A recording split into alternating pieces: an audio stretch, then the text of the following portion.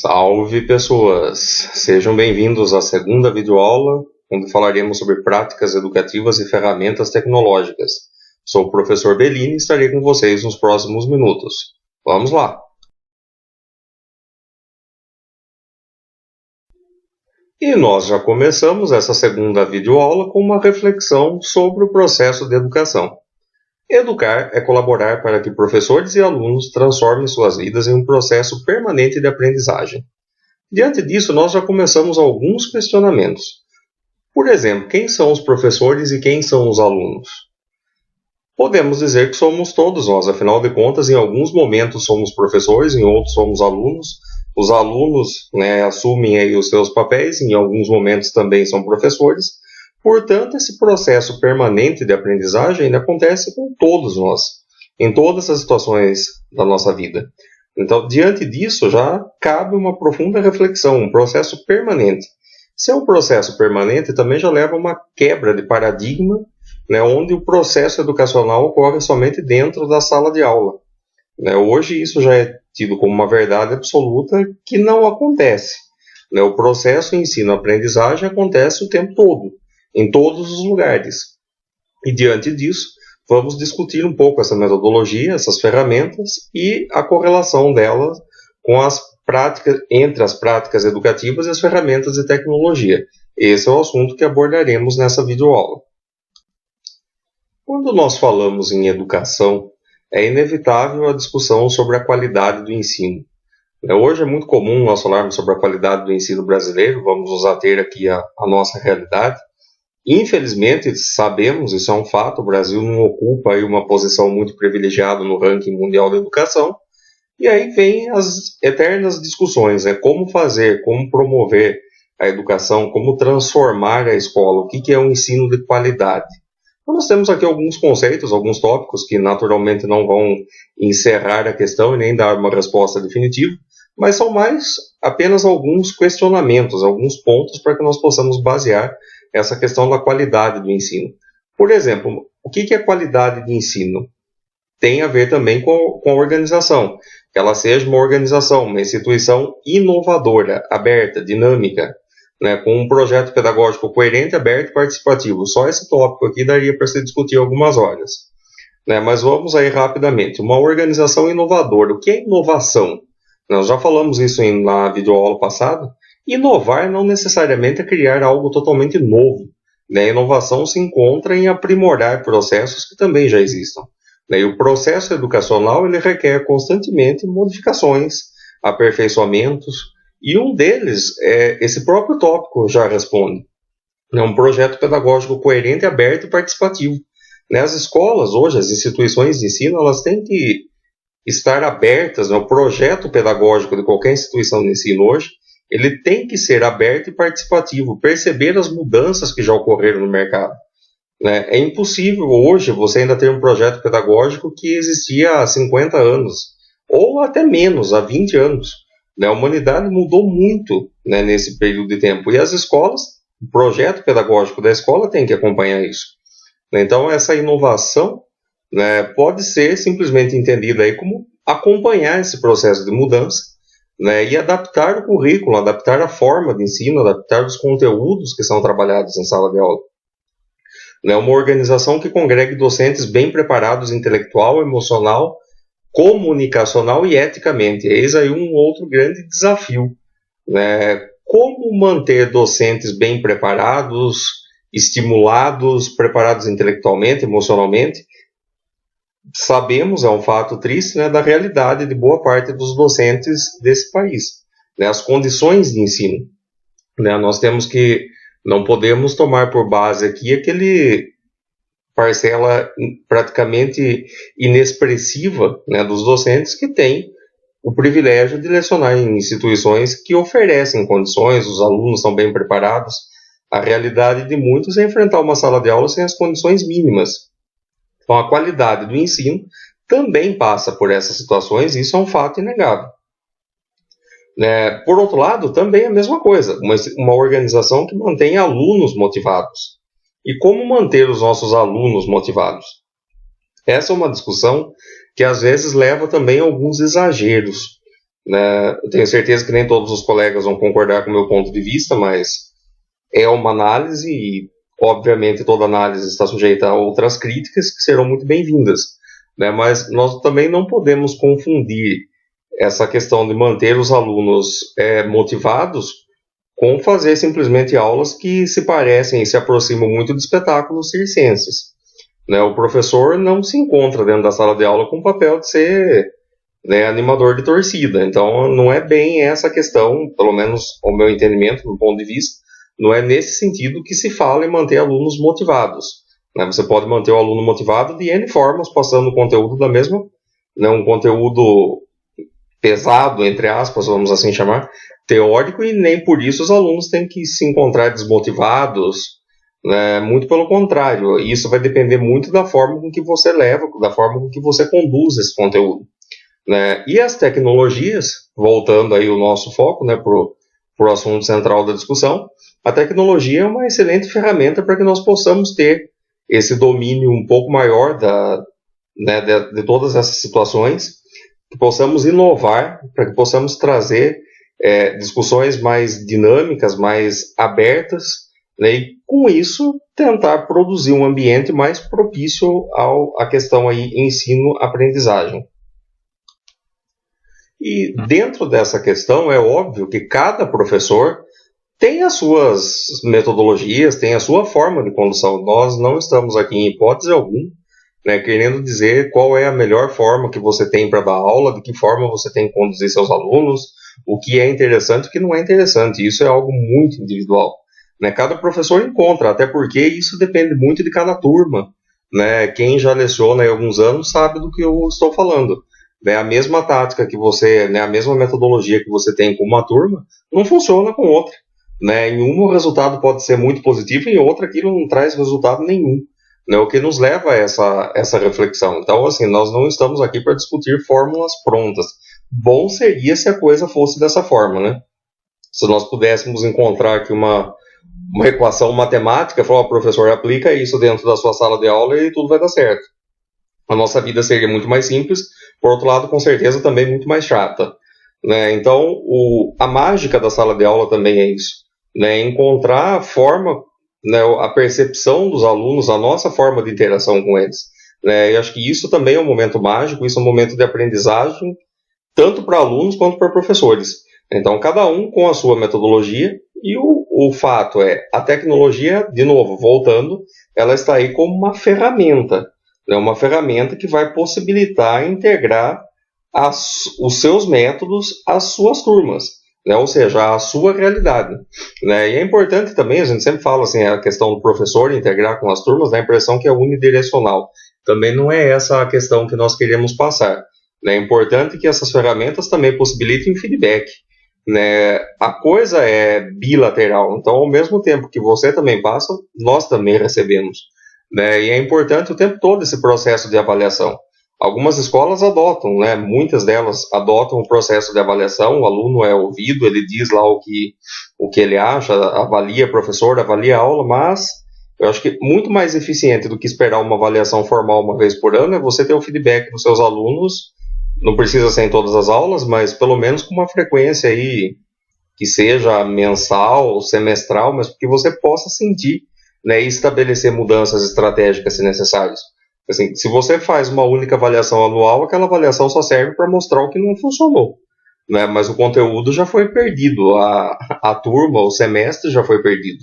Então você pode tentar consertar para as próximas turmas, mas e aquela que já foi, né, simplesmente perdeu? Então o ideal desse processo avaliativo é que ele ocorra o tempo todo, né, e se há algo que não está legal, que isso já seja corrigido, né, imediatamente.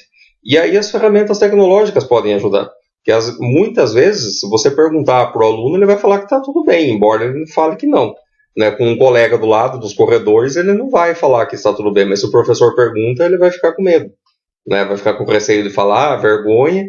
Então, ferramentas podem ajudar, né? Cria lá uma forma, um mecanismo, uma pesquisa para que o aluno possa responder, né? E saber como é que as coisas estão acontecendo. Isso vai ser positivo para ambos.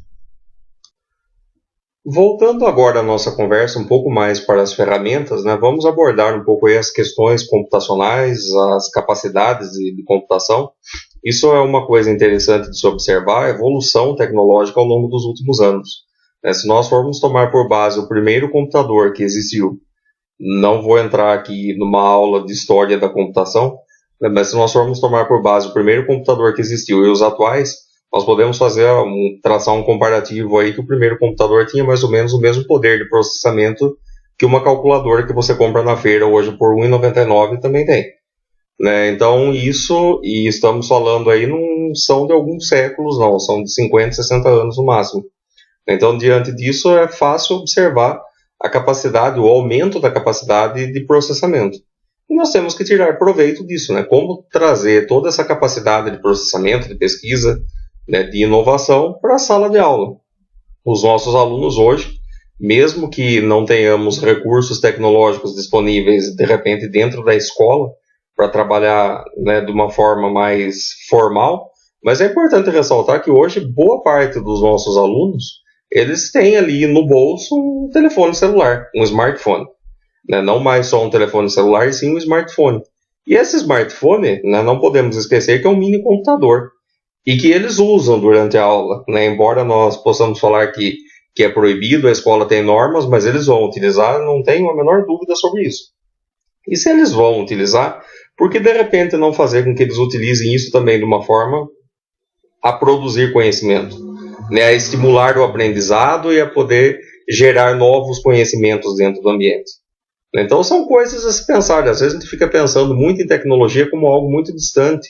Ah, mas a escola não tem, o Estado, se for público, não investe, e uma série de obstáculos, mas temos que procurar também soluções, e muitas vezes as soluções, elas estão nos nossos bolsos, literalmente falando.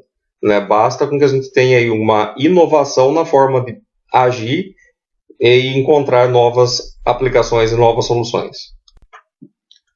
E agora vamos praticar? Vamos para a seção coisas que você pode fazer? Vamos para a prática. Caros colegas, né, todos vocês que estão aí assistindo essa videoaula, o que nós podemos fazer? Quais são os meios, quais são os recursos, quais são as ferramentas que nós podemos trabalhar?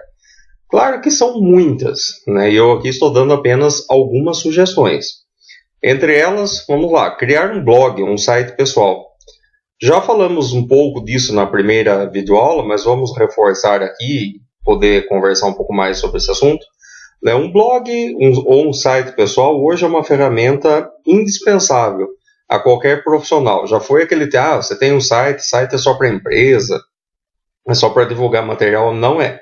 Um site pessoal, um blog, hoje nada mais é do que um cartão de visitas. Aquele cartãozinho de visitas que a gente tinha antigamente, levava no bolso e distribuía. Hoje praticamente nós temos aí no blog. Serve como um cartão de visitas, como um currículo online, onde você pode postar suas coisas, suas aulas, o conhecimento que você produz, enfim. É um local onde se pode gerar discussões e produções de conhecimento. Ressaltando alguns cuidados que falaremos daqui a pouco nas próximos slides, mas é importante, é uma ferramenta válida e você tem que experimentar, deveria experimentar. É uma forma onde você pode centralizar todas as suas aulas, compartilhar vídeos, gerar discussões. Então é bastante interessante. Ferramentas colaborativas, também conhecidas aí como as wikis. Talvez a mais conhecida seja a Wikipedia. Como ferramenta de pesquisa para conteúdo acadêmico, meus alunos sempre reclamam, mas eu particularmente não aceito como fonte de pesquisa. Pelo fato, a menos que exista ali uma boa revisão e cite referências positivas. Mas qual é a parte interessante dessa ferramenta de pesquisa? Dessa ferramenta colaborativa? Possibilitar, como o próprio nome já cita aí, a interação entre todos, entre um grupo. É bastante interessante, por exemplo, utilizar isso como uma ferramenta para desenvolver uma pesquisa em aula. Um trabalho onde todos têm que desenvolver algumas coisas e depois juntar. Não é o trabalho Frankenstein, mas a ideia é ferramentas que possam promover a colaboração. Aquela coisa de cada um faz um pedaço e depois manda e alguém junta tudo, isso é coisa do passado, né? Hoje nós podemos trabalhar dentro de uma ferramenta que permite essa construção colaborativa sem essa necessidade de ficar distribuindo, juntando. Então, bem interessante também de ser discutido, analisado um pouquinho mais e utilizado em sala de aula.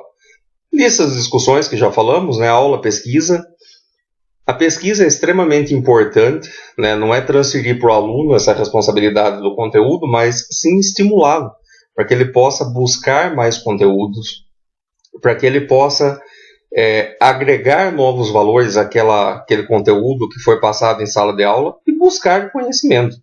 Né? A pesquisa ela é uma constante em nossa vida. O tempo todo nós estamos pesquisando sobre N assuntos. E isso também tem que ser levado, né, para dentro da sala de aula. Se isso já é uma rotina na nossa vida, por que não dentro da sala de aula também? Então, sempre estimular o debate, a pesquisa, a busca por novos conhecimentos. Né? E essas ferramentas aqui expostas, entre tantas outras que existem, podem possibilitar e facilitar, né, esse entendimento e essa utilização. Vamos aprender a criar um blog? Às vezes você deve estar pensando, nossa, mas fazer um blog deve ser algo muito complicado, eu não sei fazer, eu não vou conseguir, isso é muito difícil. Não é. Tem inúmeras ferramentas por aí que você pode utilizar para a criação de blogs. Eu, particularmente, gosto bastante do WordPress, mas existem outras aí, uma muito comum também, muito utilizada, o Blogspot. Aí, a questão é com qual você vai se identificar melhor, qual você vai ter mais facilidade de uso. Nessa fase inicial, em princípio, ambas acontecem quase que da mesma forma, né? Os processos são os mesmos. Você cria um cadastro, cria um endereço, semelhante ao processo de criação de um endereço de e-mail, para poder passar para os seus contatos, e depois alimentar essa página. Mais ou menos igual nós fazemos aí, por exemplo, com o nosso perfil do Facebook. Né? Um blog não é muito diferente disso. Você tem que alimentar, fazer postagens, colocar conteúdos, mais ou menos da mesma forma como fazemos numa rede social. Supondo que você queira criar um blog, né, para divulgar os seus materiais, um conteúdo, né, acadêmico, conteúdo escolar, você já deve selecionar logo em seguida, né, a primeira opção aqui, ensino e organizações. Lembrando que você pode criar dentro de outras categorias. Nós estamos focando aqui na questão organização e ensino, mas existem muitas outras categorias que você também pode escolher. Selecionado aí a categoria que você se enquadra, os próximos passos, ele vai pedir para que você faça uma breve descrição do conteúdo, ou seja, aquilo que você vai divulgar, para que você vai utilizar. Essa informação ela vai ser indexada em buscadores, né, como Google, por exemplo, que as pessoas possam te localizar. Você vai pedir para você criar um nome, né, semelhante ao processo de criação do nome de um e-mail, e você confirma e pronto, o seu blog está criado, o seu espaço está criado. Após isso, você recebe as informações no e-mail indicado para poder acessar o painel e começar a fazer as suas postagens. Mas isso nós podemos depois, né, numa videoaula específica, ensinar o processo de criação de um blog de uma forma mais específica, né, e com maiores detalhes. O objetivo aqui é mostrar a ferramenta, né, que você pode utilizar. Agora falando em ferramentas colaborativas como a Wiki, né, que nós citamos há pouco, aqui tem o endereço, a página da Wiki.pt, não sei em português, né, para que você possa acessar e criar sua conta, que você vai observar que também é bastante simples. O processo de criação da conta aqui é muito semelhante a qualquer outra conta que você cria por e-mail, mesmo do blog. Né, basta aí preencher o nome do usuário, e-mail, senha, uma data de nascimento. Preciso verificar se você tem mais de 18 anos. Realmente pode criar uma conta. Agora, para ficar tudo muito mais fácil ainda, caso você já tenha uma conta no Facebook e queira utilizar o mesmo login para poder criar o seu espaço Wiki, você não precisa sequer criar um novo cadastro. Basta clicar ali em cima, conecte-se com o Facebook e pronto. Sua conta está criada.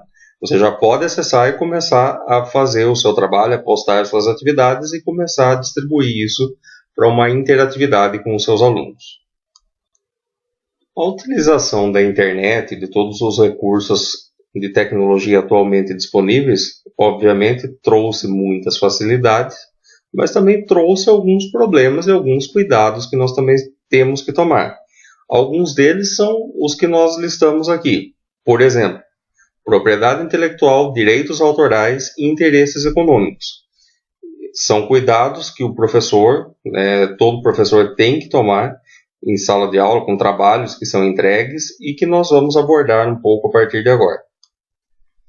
A internet ela gerou alguns falsos conceitos, e um deles é aquele fato de que tudo é público, tudo é permitido, tudo eu posso copiar, né? Tudo é livre, se está na internet não tem dono. Não é bem assim, né? Nem todo conteúdo disponibilizado na internet ele é livre, ele pode ser copiado indiscriminadamente, nem tudo que está na internet não tem dono. Né? As mesmas regras e direitos autorais que são válidas para livros e qualquer outras publicações também são válidas na internet. Né? Muitos autores, obviamente, deixam o seu conteúdo disponível, o que não quer dizer que você também possa se apropriar desse conteúdo de forma indevida. Você pode até utilizá-lo, mas respeitando aquelas regrinhas, as boas práticas de citações, né? E não simplesmente se apropriando do conteúdo e falando que aquilo ali é seu. Vamos falar um pouquinho do Ctrl+C, Ctrl+V. Esse talvez seja um dos maiores males, né, da internet, das facilidades que as ferramentas trazem.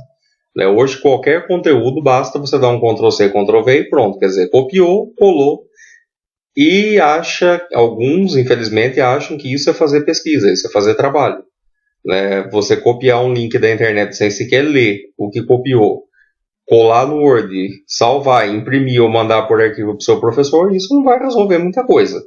E é papel do professor, é papel do docente impedir, coibir esse tipo de prática, não aceitando trabalhos que sejam simplesmente cópia e cola. O principal papel da tecnologia, o principal papel das ferramentas, as facilidades que elas podem gerar, é exatamente isso, facilitar a pesquisa, facilitar a busca pelo conhecimento, o que não quer dizer que um simples Ctrl+C, Ctrl+V resolva. Então, isso tem um nome muito simples, é plágio. E o plágio é crime. Antes de qualquer outra coisa, ele é considerado crime, sujeito a penalidade, sujeito a sanções legais. Então, o professor, em hipótese alguma, pode permitir isso, senão ele se torna corresponsável de um processo, de uma ação ilegal, e o aluno, com toda certeza também, se copiou um trabalho todo, dependendo do que ele copiou, ele pode ser responsabilizado legalmente pelo ato. E, para a alegria de alguns e desespero de outros, a mesma tecnologia que possibilita o simples Ctrl+C, Ctrl+V, também possibilita farejar plágios. Você está vendo aqui na tela o software CopySpider, existem muitos outros semelhantes a ele. A opção pelo CopySpider é porque ele é um aplicativo gratuito e ele é uma ferramenta anti-plágio, ou seja, o terror do Ctrl+C, Ctrl+V. Se você acha que bastou copiar e colar e entregou para o seu professor e ele não vai descobrir, professores, saibam, eis aqui uma excelente ferramenta para detectar qualquer tipo de cópia. A utilização dessa ferramenta é muito simples, ela se assemelha muito ao processo de anexar um arquivo num e-mail, por exemplo. A diferença é que a partir do momento que você anexou, a partir do momento que você selecionou o arquivo, no caso, os trabalhos que você pediu para os seus alunos, ao invés de simplesmente pedir uma cópia impressa, peça também uma cópia em formato digital. Aliás, fica a dica, se não houver necessidade por exigência da instituição da cópia impressa, dispensa a cópia impressa e vamos salvar a natureza. Vamos economizar algumas árvores. Somente arquivo digital. Você já pode... A primeira coisa que eu faço é passar pelo farejador de plágio, pela ferramenta anti-plágio. Detectado algum tipo de plágio, imediatamente o aluno vai ser notificado e aí vale aquilo que foi combinado lá no início das aulas. Eu, particularmente, já deixo claro, plágio ficou sem nota e sem direito à discussão.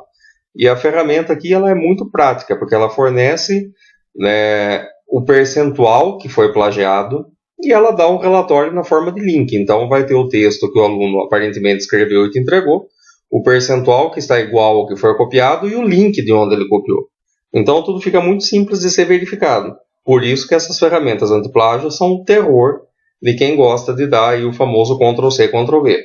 Sempre costumo falar para os meus alunos, antes de me entregar qualquer trabalho, passe pela ferramenta antiplágio e descubra você antes de mim se você plagiou alguma coisa. Se você copiou alguma coisa e não citou da forma correta, dentro das normas da BNT, descubra você antes de mim, porque se eu descobrir, você ficou sem nota. Então fica a dica, mais uma ferramenta aqui bastante interessante. Passe para os seus alunos, ensina a utilizar e também utilize, vai facilitar bastante esse processo. Apenas exemplificando, eu peguei um artigo, um texto meu mesmo, que eu já havia publicado no meu blog, e fiz varredura, né? Fiz o processo aí de verificação através do CopySpider. Aqui, ó, só exemplificando, ele me trouxe ali que o texto, né, total de termos comuns, percentual de similaridade. Ele trouxe aí para mim o link de onde o meu texto foi publicado e a possibilidade de visualizar. Quer dizer, você sequer tem que copiar e colar esse link no seu navegador. Se você clicar aí no visualizar, ele já abre para você verificar o texto original, ou seja, de onde o trabalho foi copiado. Então, essa é uma ferramenta que facilita bastante aí a vida do docente. Bom, e falando em tecnologias voltadas para a educação, fica impossível nós não entrarmos na questão aí do ensino à distância, que é, aliás, diga-se de passagem, é a forma através do qual você está fazendo essa videoaula. Né? Você muito provavelmente encontrou o nosso canal em alguma forma de divulgação, fez a sua inscrição e está assistindo aqui as videoaulas. Lembrando que você, se de repente está vendo essa aula pelo YouTube, você pode acessar o nosso site, fazer a inscrição no canal de ensino à distância e ir lá realizar algumas atividades e também com isso ter o certificado. Se você precisar comprovar, né, que você fez esse curso, isso puder te ajudar também de alguma forma, saiba que você pode fazer isso. Basta fazer o seu cadastro e preencher as atividades. Isso é uma modalidade de ensino à distância, um curso livre por ensino à distância. O ensino à distância, por sua vez, né, não é algo que existe somente agora e que veio com o advento aí da tecnologia. Os mais experientes, assim como eu, né, devem se lembrar que uma das primeiras formas de ensino à distância que existiu é o Instituto Universal Brasileiro. Não ganho nada para fazer propaganda deles, não, né, mas tenho certeza que muitos aí se lembram disso. Né, tá aí até o link da página, que acreditem, ele existe, ele se reinventou. Então tá aí um bom exemplo de inovação em negócios. Se o Instituto Universal Brasileiro, que da época lá das apostilas, que mandava por correio, né, foi a primeira forma de ensino à distância. Ele se reinventou, adotou a tecnologia e continua aí sobrevivendo, né, continua aí competitivo no mercado. Aqui a nossa própria plataforma de ensino à distância, conforme falei aí há pouco. Caso você queira se inscrever, se você não chegou nesse vídeo através desse canal, profandreluisbellini.com.br/cursos EAD. Né? Se você quiser, você pode acessar esse endereço, fazer o seu cadastro gratuitamente. Lá você vai encontrar alguns cursos, né? Alguns gratuitos, outros não. Esse curso, né, do vídeo que você está vendo nesse momento, ele é totalmente gratuito. Tem muito mais material lá disponível dentro do canal. Dentro da plataforma, você pode fazer exercícios, atividades, interagir com outros alunos, tirar dúvidas com o professor, no caso comigo mesmo, né? Você pode participar de fóruns de discussão, realizar a atividade avaliativa no final, caso você queira a emissão do seu certificado. Atingindo lá um mínimo de 70% de aproveitamento do curso, você tem direito a um certificado que vai ser emitido e enviado pelo seu e-mail, tudo isso sem custo algum, o que você pode utilizar para comprovar se for necessário. Então, fica aí a dica, né, a nossa plataforma. Espero que você possa lá acessar e conhecer não somente esse, como outros cursos que lá se encontram disponíveis. Acessando esse curso pela nossa plataforma, essa é a telinha inicial, você vai encontrar lá a videoaula, as discussões e muitos outros materiais. E chegando aí ao final dessa segunda videoaula, recapitulando alguns conceitos e facilidades trazidas pelos recursos de tecnologia aplicados à educação. São eles aí, novos recursos de áudio e vídeo, interatividade, mobilidade, simulações, facilidade de publicação, conteúdo dinâmico, entre tantos outros. Então, nós apresentamos aqui ao longo dessa videoaula algumas ferramentas, alguns benefícios que a tecnologia pode trazer e que você pode utilizar dentro da sala de aula, na aplicação da sua disciplina, seja ela de qual conteúdo for. Um engano, às vezes, achar, mas eu só consigo utilizar bem a tecnologia em sala de aula para disciplinas que estejam voltadas para a área de tecnologia. Não, engano, né? Você pode utilizar a tecnologia para qualquer disciplina. Imagina lá, por exemplo, você dando uma aula de geografia, né, falando lá sobre uma determinada região, ao invés de simplesmente ficar com o livro ou com o mapa, né, no quadro lá, mostrando para os seus alunos, você ter a possibilidade de repente acessar ferramentas do Google Earth, por exemplo, né, e pedir para que os seus alunos acessem lá um determinado local através de coordenadas geográficas, e eles vão poder visualizar, né, em tempo real, praticamente, o local que você está indicando. Isso se torna muito mais divertido, muito mais prático de ensinar. Consegue visualizar, né, rios, planícies, qualquer outra, né, todo o conteúdo que você está ministrando, ele consegue visualizar. O mesmo para o corpo humano. Né, ao invés de você simplesmente mostrar imagens, ilustrações, fazer com que o aluno pesquise, né, possa ver vídeos, simulações. Então, isso são algumas formas, algumas técnicas para tornar as nossas aulas, né, trazer um pouco mais de recurso para as nossas aulas. Né. Isso não quer dizer que a aula do professor não seja interessante, que ela não seja dinâmica e que sem recursos nada vai funcionar. Muito pelo contrário, simplesmente só mais uma forma de enriquecer aquela sua aula, que eu tenho certeza já é muito boa, muito positiva. Né? São somente aqui mais algumas dicas. Ainda falando no ensino à distância, simplesmente aí para nós deixarmos registrado, a nossa plataforma de ensino à distância ela foi implementada em cima da plataforma Moodle, que talvez seja uma das mais conhecidas e mais utilizadas mundialmente para ensino à distância. Também é uma ferramenta, uma plataforma gratuita, permite muita personalização, né, tem muitos recursos, uma comunidade bastante ativa que pode te auxiliar, né, tirar dúvidas e implementar a sua plataforma de ensino online. E também é muito interessante, imagina só, você montar com seus alunos uma plataforma de ensino à distância. Né, nada impede, você tem a sua aula presencial e você disponibiliza mais conteúdos, mais atividades para os seus alunos através de uma plataforma de ensino à distância, através de uma plataforma online. Então fica aqui a última dica dessa nossa aula, a plataforma Moodle, ferramenta gratuita que pode ser utilizada por qualquer pessoa. Fechando essa nossa videoaula, termino sempre da mesma forma. Dúvidas, perguntas, angústias e aflições? Ficou com alguma dúvida? Quer perguntar alguma coisa? Quer discutir um pouco mais sobre esse assunto comigo ou com outros colegas que já tenham feito esse curso através da nossa plataforma? Acessa lá, né? Faz o seu cadastro. Se tiver dúvidas, quiser mandar por e-mail, está aí na tela também disponível, né, o meu e-mail. Quer conversar um pouco por Skype? Me adiciona lá no Skype. Podemos conversar, podemos tirar dúvidas também. Aproveite, o espaço é seu e nós estamos aqui dentro do possível, né, das disponibilidades para que possamos conversar, dialogar e tirar todas as dúvidas possíveis. Agradeço por mais essa aula, agradeço por mais esse encontro e vejo você na nossa próxima videoaula. Até lá!